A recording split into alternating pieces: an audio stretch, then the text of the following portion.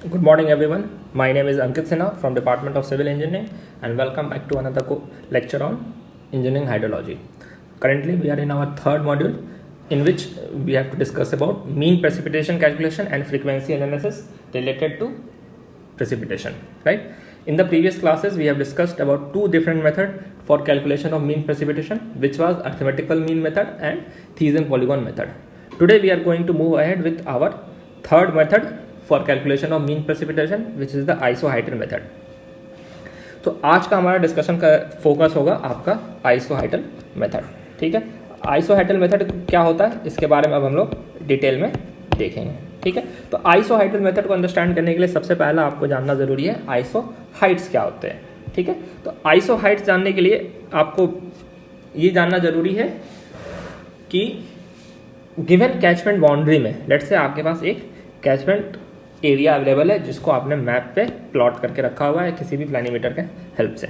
ठीक है, तो वहाँ पे आप क्या करना होगा, जिस प्रकार आप एलिवेशन सिमिलर एलिवेशन को कैलकुलेट करके सिमिलर एलिवेशन वाले लाइंस को ज्वाइन करते थे और उसको कॉन्टूर कहते थे, यहाँ पे आपको क्या करना होगा, सिमिलर रेनफॉल वाले पॉइंट्स को आपको ज्वाइन करना पड़ेगा और इनको आपस में ज्वाइन करना होगा। इनको ज्वाइन करेंगे तो जो आपके लाइंस बनते हैं उसको हम लोग आइसो हाइट्स कहते हैं। ठीक है, तो लेट्स से इस गिवन एग्जांपल में आपका आइसो हाइट्स क्या हुआ। तो आइसो हाइट्स कौन से हुए आपके पास, लेट्स से ये आपका कैचमेंट बाउंड्री है जो कि यहाँ पे आपको मार्क किया हुआ दिख रहा है। ठीक है, ये आपका कैचमेंट बाउंड्री अवेलेबल हुआ जिसको हमने अभी रेड कलर से मार्क किया है। तो हमने क्या करना, अब सिमिलर इंटेंसिटी का रेनफॉल के जितने लाइन है उनको आपको आपस में ज्वाइन करना है और उसके बाद हम लोग चीज़ों को देखेंगे कि कैसे आगे बढ़ते हैं। तो इसके लिए हमारे पास बहुत सारे रेनफॉल के डेटा होने चाहिए। तो यहाँ पे रेनफॉल का डेटा आपने जो यहाँ पे देखा, यहाँ पे आप देखते गिवन एरिया में आपका 4 mm का रेनफॉल देखा, यहाँ पे आपने 7 और 7.2 का देखा, यहाँ पे 9.1 और 9.2 का देखा और यहाँ पे पार्टिकुलरली 12 mm का आपने रेनफॉल देखा। तो अब आप क्या करेंगे, आइसो हाइट्स बनाएंगे। इसका मतलब सिमिलर इंटेंसिटी ऑफ रेनफॉल को आप साथ में ज्वाइन करेंगे। तो सिमिलर जैसे आप काम एलिवेशन के लिए करते थे तो आपको हर एलिवेशन कंटिन्यूस नहीं मिलता था, तो आप अलग अलग अप्रॉक्सीमेट मेथड्स को हेल्प में लेते हुए आप इस टाइप के लाइंस को मार्क करना शुरू करेंगे ताकि आपको पता चले कि सिमिलर इंटेंसिटी के रेनफॉल के लाइन क्या हुआ। तो यहाँ पे अभी एग्जांपल के लिए हम लोग देखते हैं 4 mm के इंटेंसिटी का लाइन जो हुआ वो आपने यहाँ पे ऐसे मार्क किया। सिमिलरली जहाँ पे 7 mm का रेनफॉल हुआ वो आप कह सकते हैं 6 और 8 के बीच में होगा, तो मोर और लेस आप 6 mm के रेनफॉल के लाइन को ऐसे मार्क कर सकते हैं। सिमिलरली 6 हो गया, आपका 8 हो गया, 10 हो गया, और यहाँ पे आप देख रहे हैं ये पार्टिकुलर 12 mm का रेनफॉल एक सर्कल में जा रहा है क्योंकि यहाँ पे आपका इसी पार्टिकुलर एरिया में ही आपका रेनफॉल 12 mm का हुआ है। तो एक तरह से आपको यहाँ पे आइसो हाइट्स दिख जा रहे हैं आपके 4 mm, 6 mm, 8 mm, 10 mm और 12 mm के, जहाँ पे आपको क्लियरली पता चल रहा है कि ये लाइंस हैं जो कि इस कैचमेंट एरिया से आप क्रॉस करती हैं और आपको बताते हैं कि लेट से 6 और 8 के बीच में आपका जो रेनफॉल होगा वो 6 mm और 8 mm के रेनफॉल के मैग्नीट्यूड के बीच में होगा। जब हम 8 और 10 के बारे में बात करेंगे तो आप कह सकते हैं जो भी रेनफॉल इन दोनों इस पार्टिकुलर एरिया में हो रहा होगा वो आपका 8 mm और 10 mm के बीच में हुआ। तो ये कंसेप्ट हो गया यहाँ पे आपके आइसो हाइट्स का। अब आइसो हाइट्स जो हुए ये हमने समझ गए। सिमिलरली आप जब इक्वल स्नोफॉल के लाइंस को ज्वाइन करते हैं उसको हम लोग आइसोनिफ कहते हैं।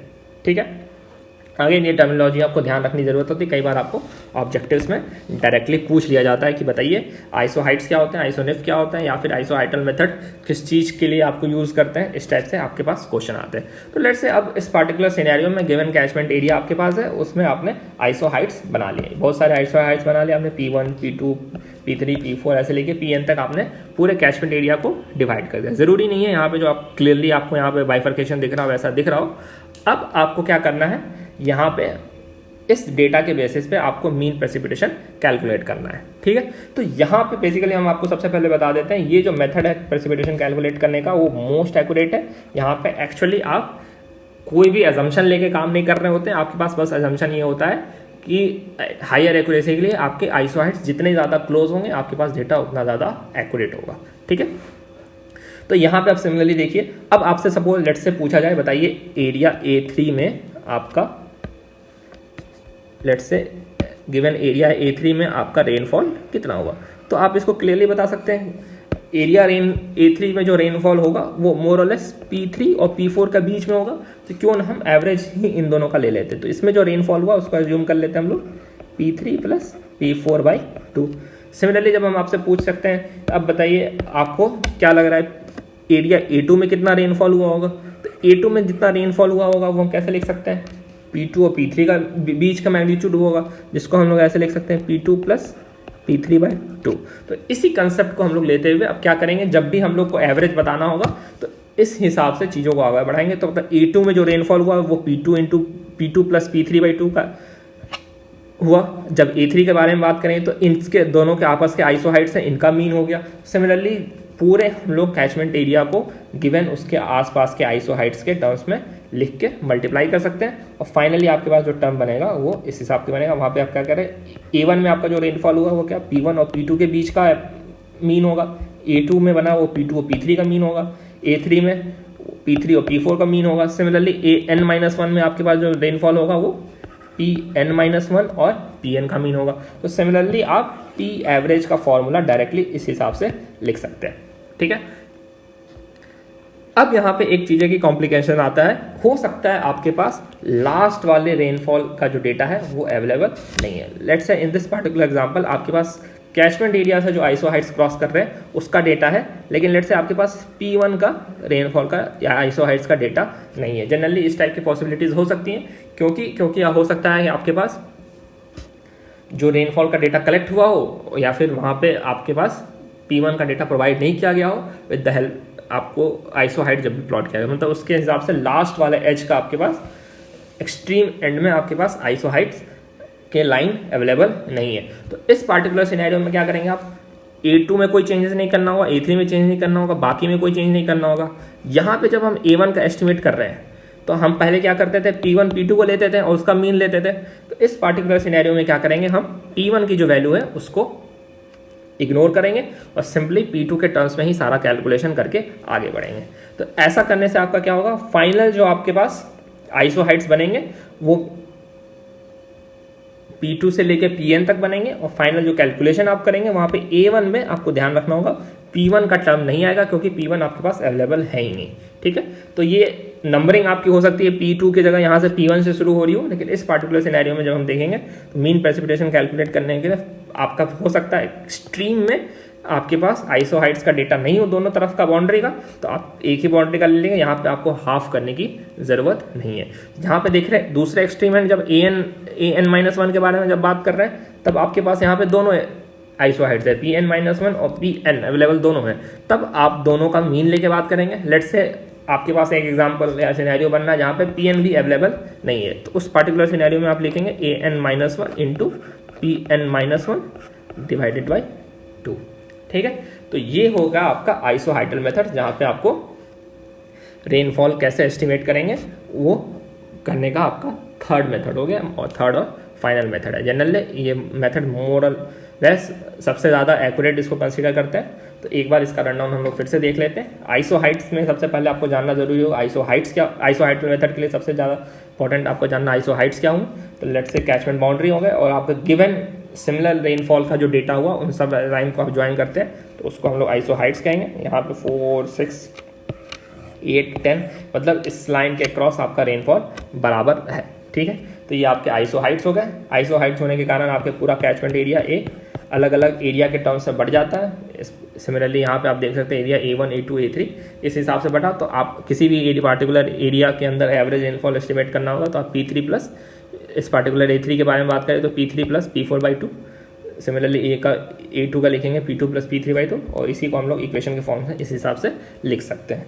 दो कॉम्प्लिकेशन होने के चांसेस हैं, एक कि आपके पास एक्सट्रीम लाइन में आपके पास आइसोहाइडल का डेटा अवेलेबल नहीं है। लेट्स से A1 के पास लेफ्ट और राइट दोनों का डेटा अवेलेबल नहीं है। इस पार्टिकुलर सिनेरियो में आप क्या कर रहे हैं, आप सिर्फ एक गिवन साइड का डेटा या फिर यहाँ पे जैसे कि आपके पास P2 का डेटा है तो यहाँ पे डायरेक्ट P2 का डेटा को आप यूज़ करेंगे, हाफ करने की ज़रूरत नहीं है। यहाँ पे जैसे आप देखें एरिया A-1 की जब बात करें तो यहाँ पे दोनों आपके पास अवेलेबल है, Pn-1 और Pn दोनों आइसोहाइड्स अवेलेबल है आपके पास, तो आपको यहाँ पे हाफ यूज़ करना पड़ेगा। अगर Pn-1 नहीं होता, ये वाला डेटा आपके पास नहीं होता, तो आप इसके जगह ये वाला टर्म को सब्स्टिट्यूट करके आगे बढ़ सकते हैं। ठीक है, ये हो गया आपका 3 जो मेथड्स हो गए मीन प्रेसिपिटेशन कैलकुलेट करने के लिए, अर्थमेटिकल मेथड, थीजन पॉलीगॉन मेथड और आइसोहाइडल मेथड। अब हम लोग इस पार्टिकुलर कंसेप्ट पे कुछ न्यूमेरिकल प्रॉब्लम देखेंगे और देखेंगे कैसे हम लोग चीज़ों को कैलकुलेट कर सकते हैं।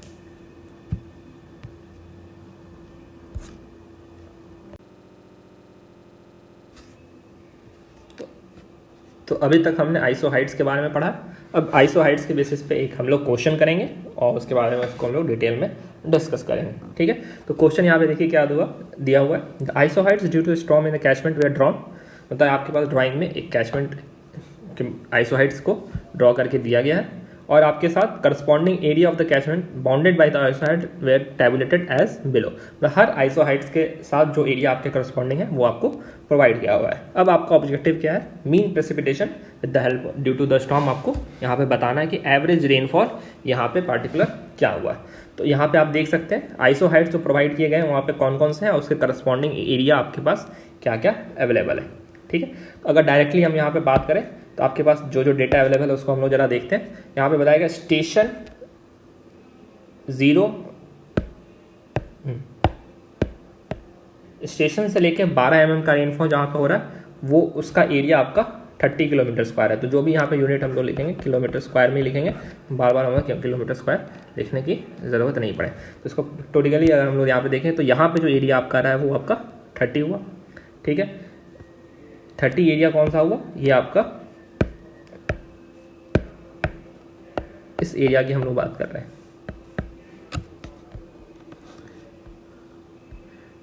30 किलोमीटर स्क्वायर का एरिया ये हुआ जहाँ पे आपका 12 सेंटीमीटर का रेनफॉल हुआ है। सेकेंड एरिया जो हम लोग यहाँ पे डिस्कस करेंगे वो हो गया आपका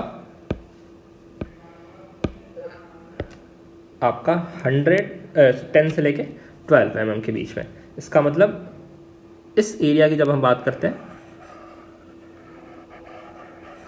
तो यहाँ पे प्रेसिपिटेशन जो आपका हुआ है वो आपका 10 mm से 12 mm के बीच में हुआ।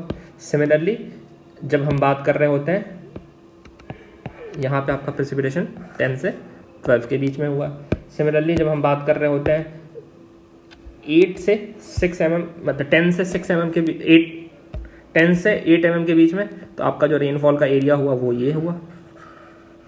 ठीक है, और सिमिलरली जब हम लोग बात कर रहे होते हैं 8 से 6 mm के बीच का रेनफॉल का, तो आपका एरिया ये हुआ। और बचा हुआ एरिया जो आपका यहाँ पे येलो से हम लोग यहाँ पे दिखा रहे हैं वो 4 mm से लेके 6 mm के बीच का रेनफॉल का एरिया हुआ। तो इस पे जो डेटा हुआ है रेनफॉल का वो हम लोग अगर यहाँ पे रिप्रेजेंट करें तो ये 30 किलोमीटर स्क्वायर हो गया। यहाँ पे जो एरिया हुआ है वो हो गया 140 किलोमीटर स्क्वायर। यहाँ पे 8 और 10 के बीच में 80 किलोमीटर स्क्वायर, 6 और 8 के बीच में 180 और 6 to 4 mm के बीच में जो आपका रेनफॉल हुआ है वो आपका 20 किलोमीटर स्क्वायर का है। अब आपको टेक्निकली यहाँ पे एवरेज रेनफॉल को कैलकुलेट करना है। तो एवरेज रेनफॉल को कैलकुलेट करने के लिए सबसे पहले क्या करना पड़ेगा, आपको टोटल एरिया कैलकुलेट करना होगा। एरिया टोटल क्या हो जाएगा आपके पास यहाँ पे available 30 plus 140 plus 80 plus 180 plus 20। ठीक है, इसको हम लोग अगर कैलकुलेट करते हैं तो ये बराबर हो जाता है आपका 30 प्लस 140 प्लस 80 प्लस 180 प्लस 20, तो ऑलमोस्ट 450 किलोमीटर स्क्वायर। ठीक है, अब हमें यहाँ पे with the help of Thiessen polygon का जो आपके पास कंसेप्ट दिया हुआ मीन रेनफॉल कैलकुलेट करने के लिए, उसके बेसिस पे हम लोग को मीन रेनफॉल कैलकुलेट करना है। तो P mean will be what, given area, let's say यहाँ पे हम सबको एरिया को मार्क करने की कोशिश करते हैं। तो ये लेट्स से इस area A1, A2, A3 and A4। ठीक है, और सिमिलरली जब आपका प्रेसिपिटेशन के जो लाइन्स हुए उनको मार्क करेंगे तो यहाँ precipitation P1, P2, P3, P4 and P5। तो A1 के साथ जो आपका एरिया होगा वो क्या होगा, P1 plus P2/2। Similarly A2 के साथ P2 प्लस P3/2 A4 के साथ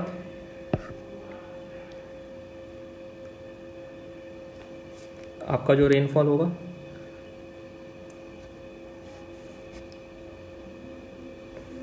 एक्सक्यूज मी, ये वाला एरिया आपका A4 है और ये वाला एरिया आपका A5 है, ठीक है। तो एरिया A4 के साथ जो होगा वो होगा आपका P4 प्लस P5/2 और A5 के साथ जो आपका एरिया आ रहा है, चूँकि A5 के साथ सिर्फ एक ही आपके पास इनबाउंड एरिया है जो कि आपस में जुड़ा हुआ है, तो हम लोग डायरेक्टली इसको P5 से मल्टीप्लाई करेंगे। टोटल एरिया जो आपके पास अवेलेबल है A जो कि 450 किलोमीटर स्क्वायर है, यहाँ से आपको टोटल नेट रेनफॉल एस्टिमेट आप यहाँ से कर सकते हैं।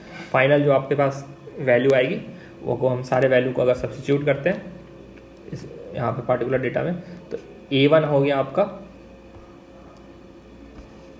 20 इंटू P1 प्लस P2/2 की वैल्यू हो गई आपकी 5 प्लस A2 हो गया 180 इंटू 6 और 7 8 के बीच में 7 प्लस P3 हो गया आपका 180 इंटू 9 P4 हो गया 140 इंटू 11 प्लस फाइनली P5 जो कि एरिया है आपका 30 इंटू, चूँकि यहाँ पे टोटल रेनफॉल जो आपका कवर्ड हुआ है वो डायरेक्टली 12 होगा, तो आप यहाँ पे डायरेक्टली 12 सब्स्टिट्यूट करेंगे और यहाँ पे डिवाइड करेंगे टोटल एरिया से। टोटल एरिया हो गया आपका 450 और फाइनल जब आप मीन निकालेंगे तो आपका फाइनल आंसर आएगा 8.84 सेंटीमीटर, ठीक है। तो यहाँ पे हम लोग फाइनली चीज़न पॉलीगॉन नहीं, यहाँ पे हम लोग आइसोहाइड्रल मेथड के हेल्प से टोटल एरिया को कैलकुलेट करके आप बता सकते हैं कि एवरेज या फिर mean precipitation given catchment area में आपका कितना हुआ है, ठीक है। तो अगर हम इसको रफली एक बार फिर से आपको ओवरव्यू देना चाहें तो यहाँ पे देखिए आइसोहाइट्स के डेटा दिए गए हैं आपको डायग्राम में या फिर आपके पास फिगर में। यहाँ पे आपको बताया गया कि हर आइसोहाइट्स के बीच में एरिया कितना है। तो आपने क्या किया, सारे आइसोहाइट्स को मार्क किए, सारे एरिया को आपने यहाँ पे रिप्रेजेंट किया। तो आपने सबसे पहले काम किया, आपने टोटल एरिया कैलकुलेट किया। टोटल एरिया कैलकुलेट करने के बाद आपने मीन प्रेसिपिटेशन का जो फार्मूला होगा वो आपने लिखा। मीन प्रेसिपिटेशन का फार्मूला लिखते हुए आपको ये ध्यान रखना है आपके पास कैचमेंट एरिया के करस्पॉन्डिंग आइसोहाइट्स कौन से थे। तो यहाँ पे यूनिक केस आपको यहाँ पे दिख रहा है एरिया 5 के साथ, जहाँ पे आपका जो आइसोहाइट्स है चारों इसको इंसर्कल किया हुआ है। इस एरिया को इंसर्कल किया हुआ है तो यहाँ पे आपको directly value of P5 use करना पड़ेगा, आपको किसी और के साथ एवरेज करने की ज़रूरत नहीं है। तो बाकी वैल्यूज आपने यहाँ पे सब्स्टिट्यूट किया और बाकी फाइनल कैलकुलेशन के बाद आपके पास जो प्रेसिपिटेशन मीन आ रहा है वो 8.84 सेंटीमीटर आ जाएगा, ठीक है। नेक्स्ट क्लास में हम लोग डिस्कस करेंगे एक numerical problem with the help of Thiessen polygon, जहाँ पे आपको ये जो डेटा यहाँ पे तो एरिया का आपको यहाँ पे क्वेश्चन में क्लियरली दिया हुआ है, जहाँ कि आप उसको डायरेक्टली यूज़ कर सकते हैं। एक दो क्वेश्चन यहाँ पे हम लोग ऐसा देखेंगे जहाँ पे हम लोग उस पार्टिकुलर सिनेरियो में एरिया को कैसे कैलकुलेट करेंगे और उसकी बेसिस में हम लोग कैसे आगे प्रोसीड करेंगे वो भी डिटेल में देखेंगे। All the best and thank you.